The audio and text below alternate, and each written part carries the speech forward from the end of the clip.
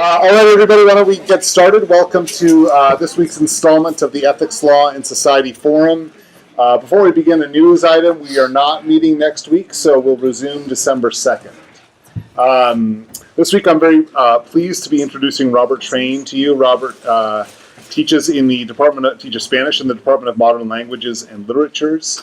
He's also the director of the Language and Culture Learning Center here at SSU. So remember that we're trying not only to feature scholarship and work from around the world, but also from right here at home at Sonoma State. Professor Train's interests include ideologies of language and language learning and teaching, critical language awareness, policy and planning, multilingualism, and language and education standards. And he also works on the incorporation of sociocultural and linguistic diversity into language education that I guess grew out of his experience teaching public high school in the Bay Area. That's part of it. So please join me in welcoming Robert Train. Hello. Let's see, Josh, where's the clicker again? Where's the clicker? Yes, perhaps. Great. Anyhow, so some of you I recognize from various courses in the past. So in this talk, but I have to wear my glasses because when I was your age, I didn't actually need these things, but now I do. So in this talk, the green one?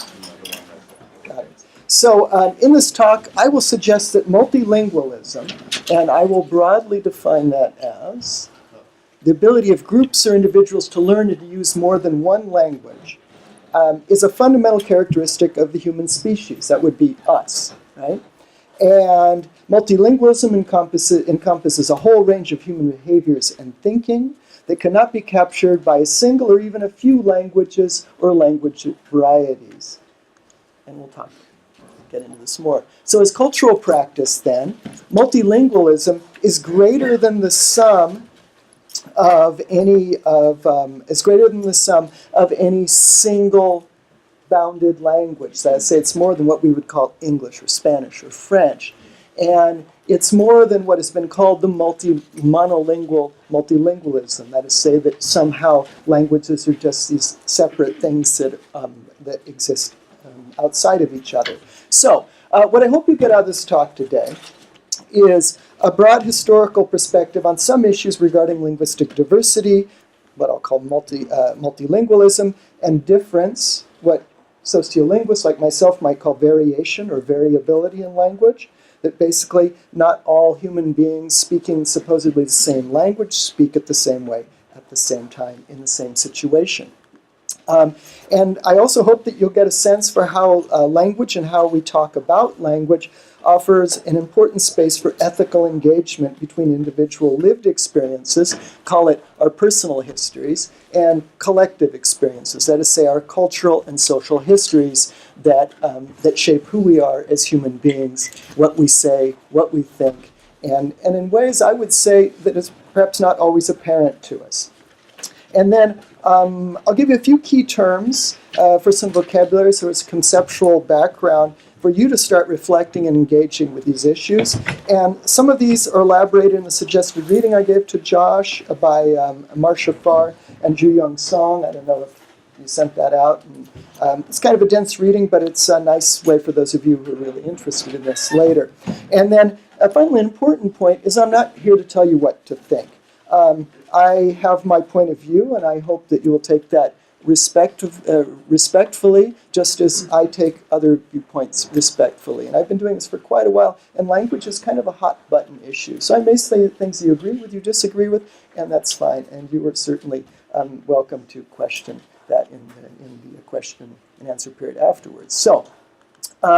So how we'll get there then. So I'll briefly share with you where I'm coming from in terms of my personal and professional history with multilingualism, and then a recent example of how some people think, talk, and write about language diversity and variation, and that was the Super Bowl ad. I don't know if you guys had a chance to look at that, and some of the commentary related to that. And then a very, very, very brief, deep history of multilingualism that we share as human beings. And I won't say much on that today. And then several short historical texts and representative figures in the ongoing history of Western views about language. And then finally, I hope we'll have a few minutes to talk about some ideas that I have about reinventing reinventing language in school and society to help us move towards what I would call a more just and ethical engagement with the linguistic diversity that is around us. So before I get into my personal history, let me front load a few things here, sort of these ideas about sort of these key concepts. So you might want to take some notes, and I'll do most of this will be sort of upfront, so you can sort of sit back and sort of digest the rest as it comes. But what's this culture thing? Because I've talked about culture here, and so by culture, this is a hugely debated concept. And I'll go with this broad anthropological definition that it's the shared and embodied beliefs, ideologies, practices, and ways of thinking among individuals in a particular society, group, place, or time. And so that would include ways of communicating, ways of talking, interacting, expression, or how we express ourselves, and so on and so forth. They'd also talk about developing skills and technologies, so the sort of things we do collectively and individually, but also transmission of knowledge across generations. So in short, that's sort of the teaching and learning piece. And so language, as I'm going to present it here, is not so much a biological attribute. It's not something that lives in a book, although we will talk a lot about that. It's fundamentally cultural practice. That is to say, it's what we do as people living outside of just ourselves, but in a larger social and cultural world. And so culture is also enacted to a large degree through language. So it's really, I'm positing this, and some linguists would disagree with this to some degree, but this is the idea that culture and language are really part of the same cloth, as you like. And then we'll get to another, again, I'll front load this concept here, ethics. This is huge, so, we've probably talked a lot about this semester, and I'm not an ethicist or a philosopher per se, so I come at it from a slightly different view. But I will define ethics as a historically situated, culturally learned, and socially evolving set of ways of thinking and talking or writing, or texting, right, about the moral dimensions like good, bad, right, wrong, duty, obligation, and so on, of individual and group action. So although it's seemingly not terribly clear then, or although seemingly clear, we always think, oh, what's simpler than right or wrong? Well, in fact, I would say, or correct and incorrect, I would say there's really nothing simple about ethics, about ethical engagements. It's always complex, it's tension-filled, it's ideological in the sense that it's full of our beliefs that we have. So, and then ethics has consequences. Ethical stances are fundamental to participation in civic life. I mean, we think of all the ways that people participate as voters, as individuals in society, civic members, church members, so on and so forth. And then, as human beings living socially and culturally, we embody our actions in ethical engagements and tensions. So this idea that somehow we live very much embody is sort of the trendy term. I wanted to throw out some of this sort of cutting-edge terminology, but in a sense, I'm going to suggest that we embody the ethics, we embody our culture, we embody our language as part of who we are in a way that gives us room to act, but there are constraints, but there's also a great deal of creativity and freedom. So an ethical engagement with multilingualism, I'll suggest, then, in its historical and present-day complexity, is vital to expanding, and I would say complicating our often simplistic notions concerning linguistic diversity and the human capacity to move between languages, right? So to be able to speak another language. So, how did I get into this? So let's see, I'm going to spend too much time on this, but how did I get into this? A few words on this. So in the fall of 1992, and I was alive then, I was a graduate student studying the historical and cultural relationships between Latin and various Romance languages, so like Spanish, French, Portuguese, Catalan, Occitan, a number of others, and it's what we call Romance philology. I know it's a weird sound, but it is legal in most states, maybe not in Alabama, but it is mostly legal, I think. But as a fledgling Romance philologist, I was reading late classical, medieval, and early modern texts. I mean, really, it's old shit, put it bluntly. Mostly literary works in those languages. And my particular love was the intensely aesthetic and political poetry of the troubadours, who developed perhaps the first great vernacular, or that is to say, non-Latin literary language in Europe. Really great stuff, and I still love it today. But a series of fortuitous events changed the direction of my studies and my life. My first year in graduate school, I became a graduate student instructor at the university, teaching foreign languages as a way to earn some money and to feed my academic habit.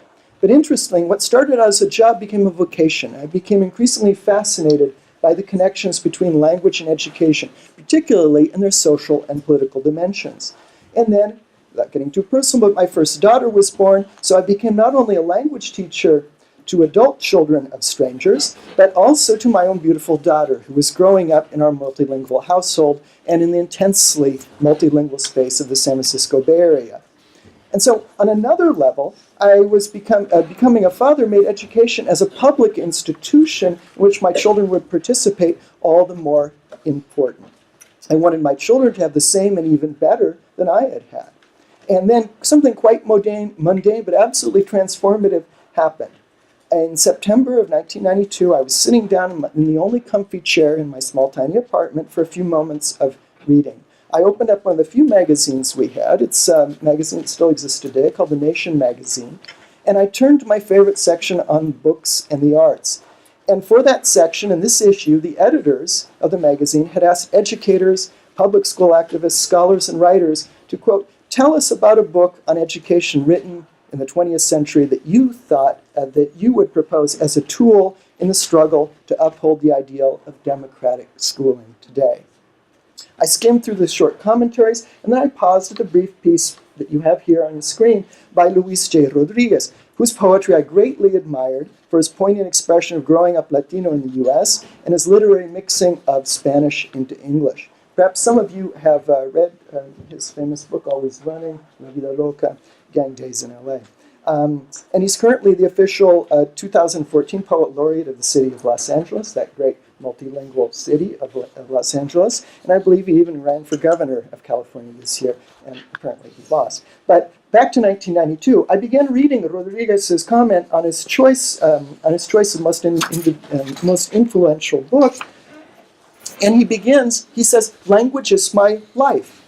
Then he described how he grew up in Los Angeles in the 1960s and 70s, and how the schools denied him and his family an education in either their first language, Spanish, or in English. This is how he phrases it here, and you have the text right here. He recounted how his older brother was placed with retarded children because he did not speak, quote, did not speak English very well. He chronicled how teachers and school officials punish anyone caught speaking Spanish in the classroom or in the playground. Rodriguez continues. By the time we entered high school, he says, not only had we lost our mother tongue, we couldn't speak English very well. We fell through the cracks of language. It required a long, intense re-education process well into my adulthood before I came back to the word and its power. But my brother never recovered, and millions, says Rodriguez, lost their tongues. And then he goes on, and he talks about this most influential book called by Antonio Darder, who's an educator. She's been around for a long time, and about her book, as he says here, a professor and single mother of Puerto Rican descent, wrote Culture and Power in the Classroom, Critical Foundation for Bilingual Education. And it called for, and he says, it was a programmatic approach to the rising reality of multilingualism, and it's a call for a new literacy that encompasses culture, self-value, and power for the powerlessness. And in 1992, he wrote, this is the educational issue of the 1990s. Well, it's still the educational issue over 20 years later. And I'm sort of sad to say that because we should have been making more progress, but at the same time, it's now your struggle as much as it's been mine. So there was nothing new for me here. I knew the autobiographies of Malcolm X and the Chicano poet Jimmy Santiago Vaca, who told of coming to language, finding their voice, sometimes in prison, after being denied and feeling rejected from education in schools. So as a speaker of more than one language, I knew how shameful it can feel to think you don't speak well. And I had my family history. My grandparents and great-grandparents had been detongued in this sense, in some way or another, as I grew up speaking none of their first or ancestral languages. And I knew that language loss was not confined to the U.S. My wife didn't speak the first language of her grandparents from southern France. Entire generations there as well had lost their native language, the spoken language, in fact, of those troubadours. So My educational and professional journey had in many ways been a coming to a critical awareness of monolingualism as part of a subconscious desire, I suppose, to recover the multilingual linguistic heritage to which I now feel personally heir and as a member of the human species. But 20 years ago, I did not feel that way. So my head was bursting with increasingly exciting and complicated questions and insights. How do children grow up speaking more than one language? Or to use Meryl Swain's wonderful phrase, learning bilingualism as a first language. The vibrant and often unconscious fluidity between French and English in my home was so unlike the awkward, rigidly enforced separation between languages, say in my French class. So that was the beginning of the beginning, as it was, as I seriously began to take heart to the obvious insight that school is only one of many places of learning and education in our lives. But if you extend this insight to language, then you get a whole bunch of, I'll put it bluntly, mind-fucking questions that I've been engaged with in some shape or another ever since. For example, if language is so intertwined with education, and language inside the classroom can be, maybe usually is, so different from what we call English or French or Spanish or German or Chinese and so on, then what is this thing we call English? What is this thing we call French, Spanish, German, Chinese, etc., in relation to the complex, context-sensitive, often multilingual uses of language in the daily lives of human beings beyond the classroom? And can we really even say that these supposed languages, all neatly packaged and sold in textbooks, dictionaries, syllabi, and so on, really even exist outside their self-referential frame of being? Does a word really exist if it's only in the dictionary? To what extent is English, as bounded, separate, something that can be named, an invention? To what extent is it an abstraction, an idea, a convenient or necessary, or perhaps even pernicious fiction that has a complicated connection to what human beings actually do linguistically and culturally around the world? And more importantly, what impact does this invention of what we call language, or the language of a nation or a polity, say a political entity, have on real human beings in their real lives? And what are the personal and social consequences of human beings made to feel that they are inferior because of their language and culture practices? And simply for what we do and how we talk. And to get to our main point for today, if we as human beings are responsible for shaping what we call language, languages, and speakers of those languages, then what are our ethical responsibilities regarding languages and our linguistic selves and the selves of others? So I've been working on this way too much ever since. I won't inflict too much of this sort of theoretical apparatus on you, but I love Venn diagrams, and this one kind of works here. So I've been looking at these issues in terms of what I'll call the invention, reduction, institution complex. And this is sort of seemingly opposing processes, but the insight here about inventing languages is that human beings use their language to then invent the language, as it were, as deeply interwoven with how we live our lives. So that language is always more than words or sounds or symbols we utter or write. Language is a fundamentally, as I said, social and cultural phenomenon. And so there's really nothing objective about language use. We do stuff, we see ourselves, how we see others, how others see us, all of this stuff, right, we do through language and filtered through our culture and our beliefs and so on. And then I was thinking, well, okay, so how about on the unprecedented human history? How many billions of us are on the planet? Maybe 7 billion?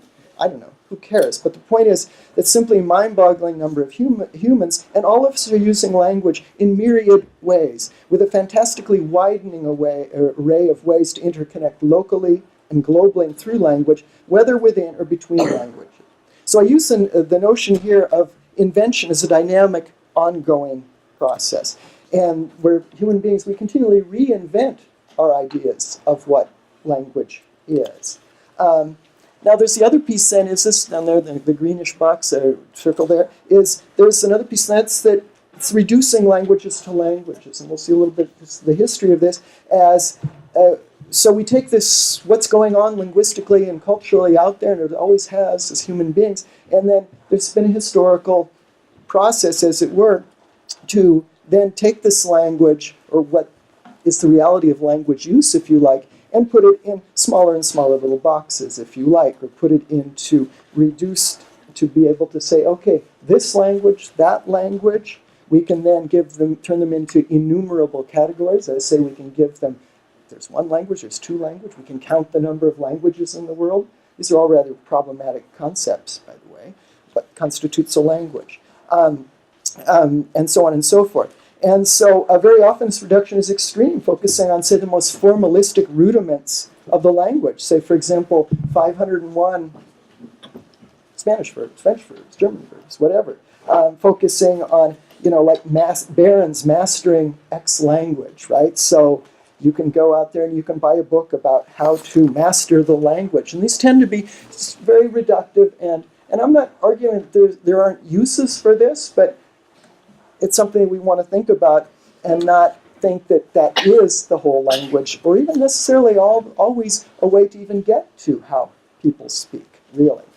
And there's another piece here, and that is the institutionalizing language. So as language becomes more formalized, more standardized, if you like, codified, as they put into a smaller shape, it takes on a certain life of its own in terms of education, in terms of law, in terms of social and civic inclusion, exclusion, and we'll hopefully have time to see some of these.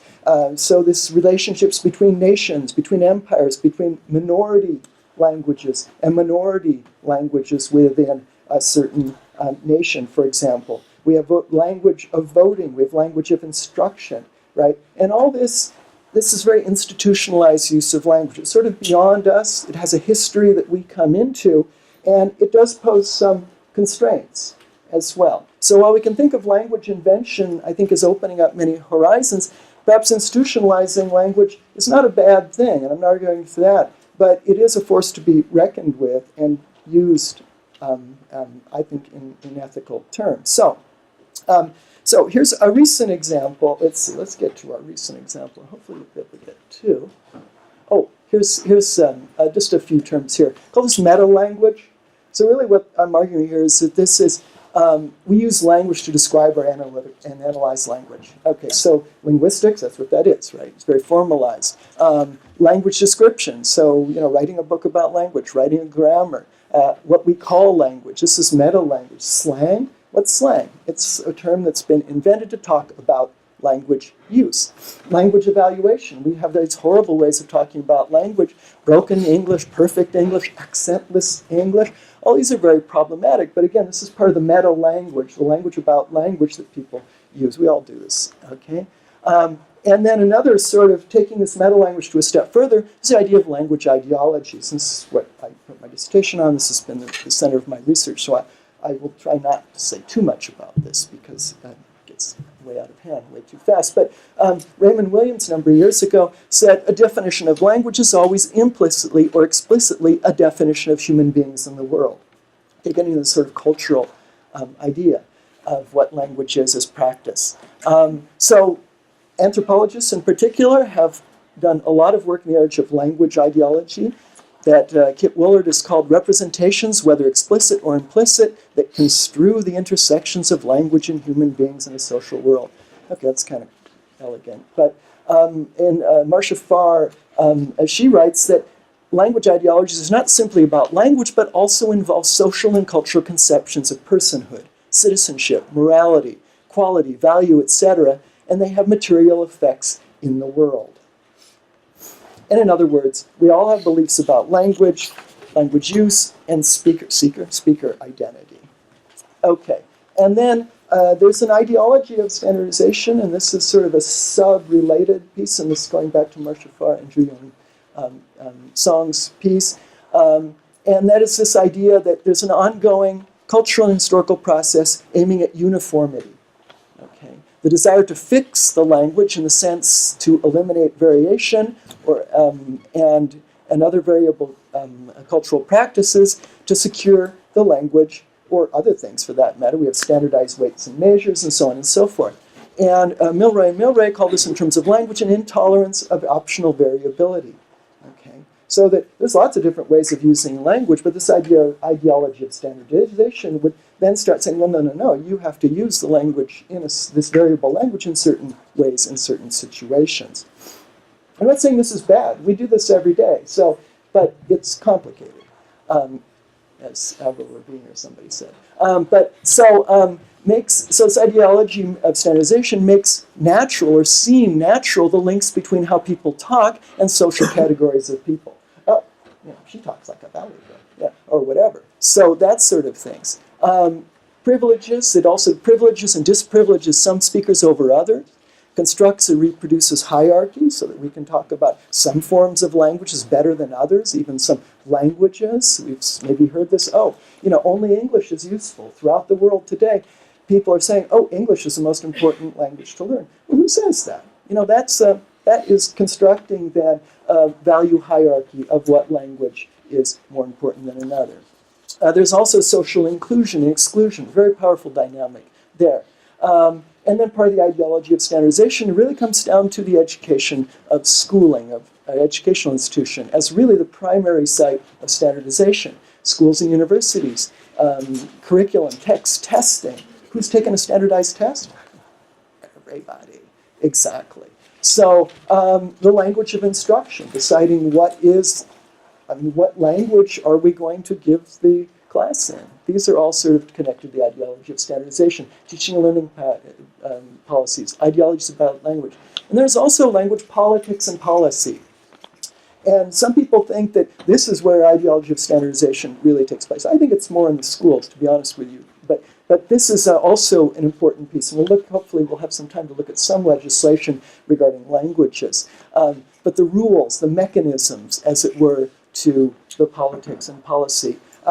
In some cultures, there are language academies. For instance, in France, there's Académie Française. There's, in Spanish, there's the Real Academia Española, with these sort of purifying, cleansing, standardizing missions. For instance, in the Real Academia Española, so limpia, fija y da esplendor, or it cleans, fixes, and gives splendor to the language. And we don't have such a thing in English, but Jonathan Swift, for example, said that we should find some method, should be thought on for ascertaining and fixing our language forever. Okay. They're also sort of language mavens, or the language cops. We all know them. Unofficial language authorities. My favorite one in English is that book, Eat, Shoots, and Leaves, if anybody's read that. It's all about supposedly correct punctuation and so on. And I'm not saying this stuff is bad. It's out there. It's part of who we are. But there are issues that we need to engage with. So another piece of this, then, is this ideology of monolingualism. The shared belief that a language should exist in a form separate from other languages, and that speakers have a single language that is theirs. So my language, my native language. And this supports ideologies that I've written quite a bit about, the native standard language or monolingual exclusivity. In other words, if I speak my language, why do I have to learn another? That's the sort of ideology of monolingualism I'm talking about here. So this idea that bilingualism, multilingualism are reduced to moving from one monolingual language to another, what Monica Heller in a Canadian context is called parallel bilingualisms. That is to say, all you have to do is just move from one standard language to the other, and sure, that's no problem. Well, it's a little more complicated than that, typically, real bilinguals. And that another idea here behind the ideology of monolingualism, that each language should have a standardizing frame. This gets back to this ideology of standardization that Einar Haugen many years ago said was internal cohesion, let's say unity within the language, and then external distinction or independence and difference from other languages. And that's a useful term there from language planning in the 1960s and 70s. Joshua Fishman from that same generation also said, each language should foster unity and authenticity via differentiation from undesirable external linguistic influences. And this is Joshua Fishman. He was at Stanford for many years, and he's criticizing this, but he's pointing out this has been a powerful movement in languages. Each language is seen as a symbol of national identity around this idea of one language, one culture, one nation, one self. Some people have called this linguistic nationalism. It's a useful term to put to this. And Fishman again says, for nationalism, the enemy is not only without the gate, he has already to some extent crept inside the wall. It crept inside as well and must now be expelled. So how language feeds into that is quite important. And that's what we're going to look at a little bit here. If miraculously, let's see, can I do this? Or maybe I'll even have it. Anyhow, did you guys watch this? Somehow, it was optional. Okay, so let's see. I'll just, yes, I want to proceed. Of course, I want to proceed. Okay. Oh, right. So they want me to log in. Just imagine that. They're so annoying here. Let's see. They make us change these logins. Oops. Whoops. Let me do this again.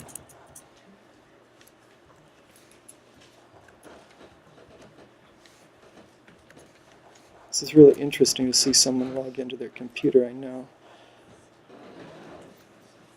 Let's see if this works. Okay. Ah. Okay, so why are we not? Let's see if we can get some.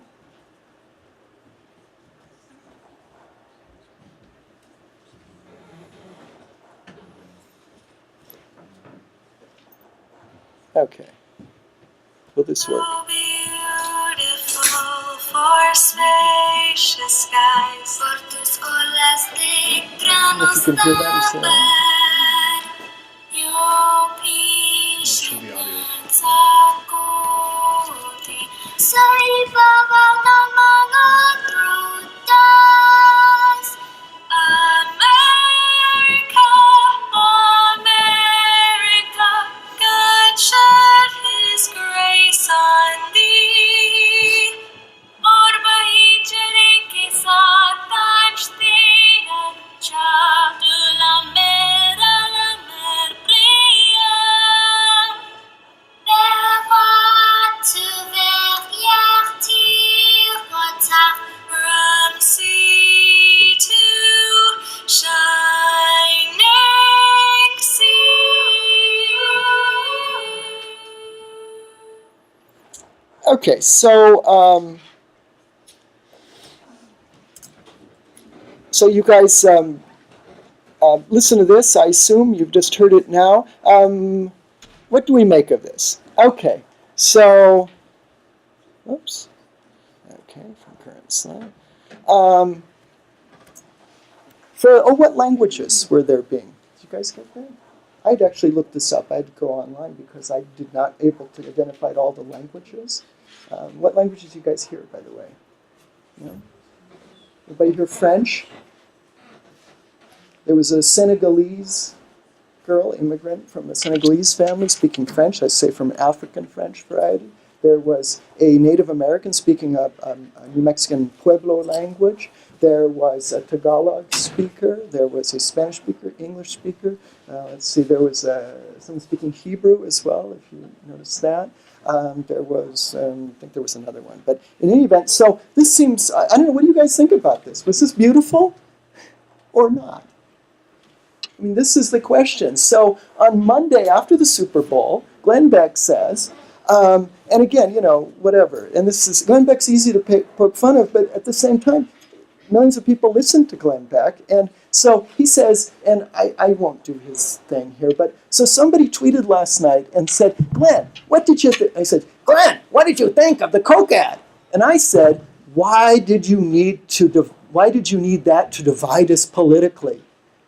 Because that's all this ad is, Beck said. It's in your face, and if you don't like it, if you're offended by it, you're a racist. If you do like it, you're for immigration. You're for progress. That's all it is, to divide people. Remember, when Coke used to do things on the top, they would all hold hands. Now it's have a Coke and we'll divide you. Okay, so this is this is ideology at play, right? At work, right here. But then I had you read a piece by a blogger at the Huffington Post, sort of a left-leaning news outlet, I guess we'd call it a news outlet. And she says, Coca-Cola super ad Super Bowl ad reflects the reality of a multilingual America. So and she asks, is advertising in multiple languages somehow un-American, or is multilingualism actually the American way? Well, you know how she answered this. She said, for some people, the ad threatens their idea of what it means to be American, even if that conception is out of touch with America's multilingual history and current reality. What Luis Rodriguez called the rising tide of multilingualism over 20 years ago, right? So Kelly offers some important facts. She says the United States has no official language, and she says under Title VI of the Civil Rights Act, it can be considered discriminatory to fail to provide access to government services or information to individuals with limited English proficiency. She says some 60 million people in the U.S. speak a language other than English at home. So, as she points out rightly, for every 5 people watching the Super Bowl, well, at least one was probably speaking a language that wasn't even English. And then she gives us some more statistics here. There are 381 languages that are commonly spoken within the U.S. borders, and America was multilingual long before English was spoken here. And she points out the majority of those languages were Native American languages, and there's still literally hundreds of thousands of speakers of these ancestral languages here, and even more so in Canada. And many of the founding fathers were multilingual, she points out. John Adams, Thomas Jefferson, James Monroe, John Quincy all spoke multiple languages. And then she points out that at least half of our 44 presidents could speak or write a language other than English. Do you know what language the current president speaks fluently besides English? Indonesian. An Indonesian speaker here on this campus said, I was amazed how well, in fact, Barack Obama speaks Indonesian because he lived there for a time. But then the debate, remember, this is January, the end of January was the Super Bowl. End of January. So this has been going on since February of this year. The girl that Coca-Cola took to make the French, this is somebody here saying, the girl that Coca-Cola took to make the French part does not speak French properly. Oy vey, here we are. This is right in the, talk about the language ideologies of privileging, disprivileging. Who was this person to say that that person did not speak French properly? Okay, that's meta-language, linguistic ideology all there. And then the classic trope is, I'm not racist, but this little black girl speaking French, it didn't work for me. Okay, so is that it is racist, but anyhow. So why did they take a Senegalese girl and not a Quebecoise? This person asks. Here, Eddie says, this is outrage. This is always part of this as well. This is so insulting in so many ways because this is a song that has been around for hundreds of years, and through those years, I don't actually think it's probably been around for hundreds of years, actually, but it was sung in English. Nothing less should be expected. I'm not saying that the people in this country should have to know English, although he is saying that. After all, this country is known as a melting pot. But I love my country, my flag, and this song symbolizes that in every respect, it would be like us going to Russia and singing their national anthem in Spanish. I'm still working on that. But it's just not right, so that all you people from wherever you're from just know that this is an important song to Americans, and please sing it in its true language. Okay, the idea that there's a true language gets us right back to the ideologies that we were talking about earlier. And then on the other side, here's Quinn Chun. I like his little avatar there. The funny thing to me about the whole why are non-American immigrants singing an American song in their terrorist languages, remember this is his characterization of what the other people were saying, and he says, I exaggerated to emphasize the stupidity, is that it seems to me that people have forgotten that the U.S. is a country created by images, and then he does this really cool thing. He slips into his version of African-American vernacular English and says, y'all mofos are of European descent. So he's, appropriating non-standard language then to make a comment on what he perceives as the racism, linguistically based racism of these other people. So, and then Vicky Z says, it's called cultural appreciation. America is a multicultural country, and I personally believe this ad is beautiful. The stupid racist comments are really disappointing. Again, lots of meta language here, lots of ideologies here as well. Stupid comments, it wasn't necessarily a stupid comment, but she's portraying it this. And it's sad that not everyone sees the beauty in this video because of ignorance or closed-mindedness. You can argue about the language all you want. This just shows that America is made up of many different cultures due to people from different countries immigrating here. There aren't many 100% pure Americans. Most of them have some foreign roots. Actually, there aren't any 100% pure Americans. Okay, and then someone named Pheromone, that's kind of a scary name here, but she says, America's founding principles should be something to celebrate about more than our ethnic diversity. We're not the only ethnically diverse country in the world, and that's because our principles that we are the most ethnically diverse. Well, okay, interesting. So, and then even the last months, this stuff has been going on and on and on. 2 weeks ago, actually 3 weeks ago now, somebody says, Kenneth says, I can watch beheadings, I can watch people torn apart by trains, and I can watch the aftermath of bombing campaigns, but this made me physically sick. Again, terrorism, what does this have to do with all? Yeah. But it is by far the most sinister and creepy piece of multicultural propaganda, as he puts it, I've ever seen. And then another person cuts to the chase and says, commie propaganda. And this is why I drink Pepsi. Okay, so, and then somebody, Grockford, he comes in, defends the whole idea of this ad and says, you act as if multilingualism and multiculturalism is something that America's not part of. There's no encompassing American ethnicity. We are different, and we all continue to grow and change, and this is as it should be. The nation is a nation of immigrants, as has been said repeatedly. I'm sure language and culture are just another part of it. And then the pastor chimes in, yeah, let's all love the cultures who want to blow us up. So, I mean, there's sort of, talk about the threat that Fishman talked about, the threat from some exterior force. This is kind of loony land, but this person apparently sincerely believes this, and he's not the only person that would equate linguistic diversity, multilingualism, with terrorist cultures. And again, it's a huge leap, but it's out there, right?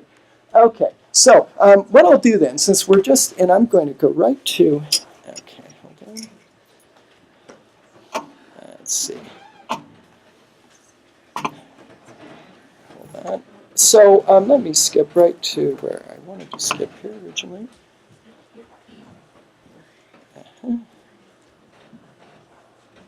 Okay. So what I'm going to suggest then here in the last, we won't have a lot of time to see all these great, and there are many, many of them, right?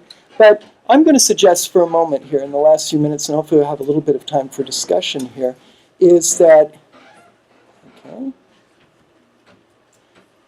is that maybe we could start thinking about education for a multilingual world as really a way to start dealing seriously with the realities of what it is to be a human being on this planet. And again, we don't have time to do all the history today, maybe another time.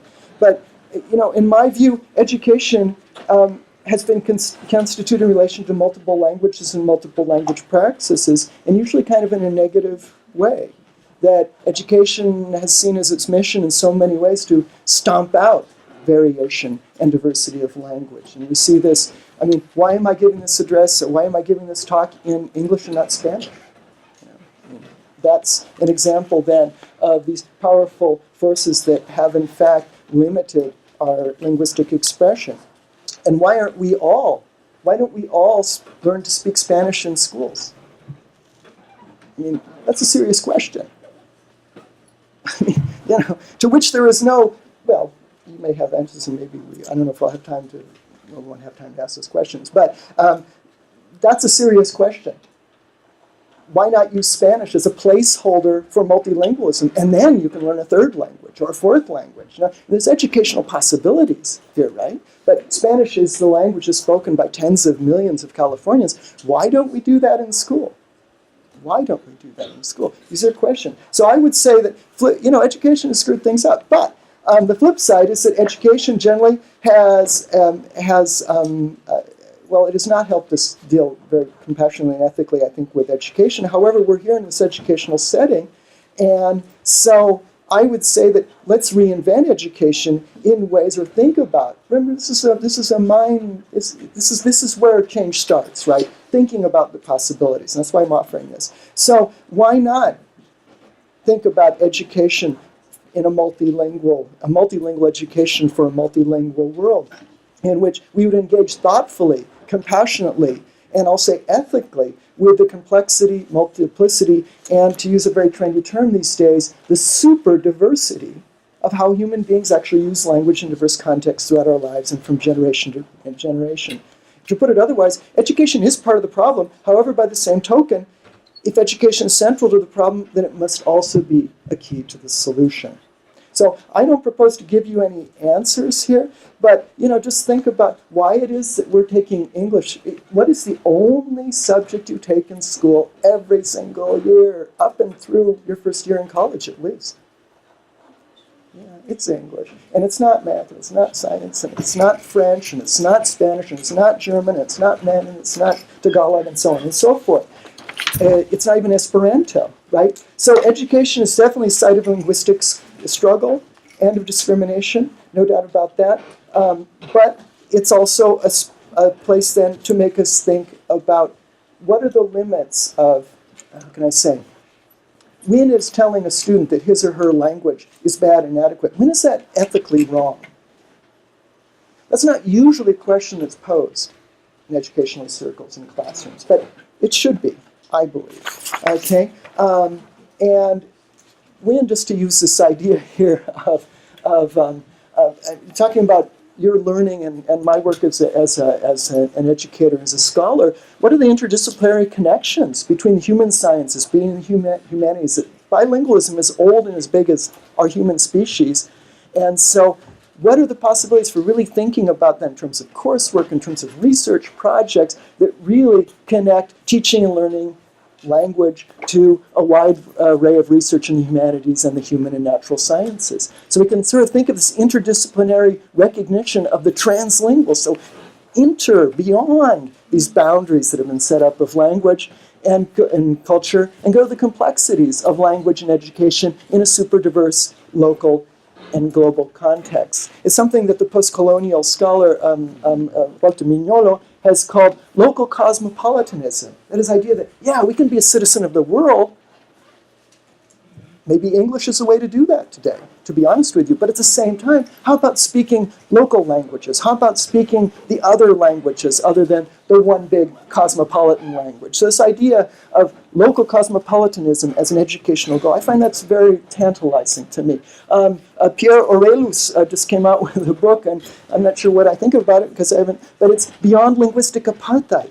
He said, the putting people in linguistic places and not doing the speakers of those languages a service to actually give adequate resources, maybe that's, well, he says, that's what I would call linguistic apartheid. Well, so to get back to ethics then, maybe we can think about ethics in sort of the way Aristotle did many centuries ago as living well. Okay, but how about living well in a multilingual world? So with that, I'll shut up. Thank you very much.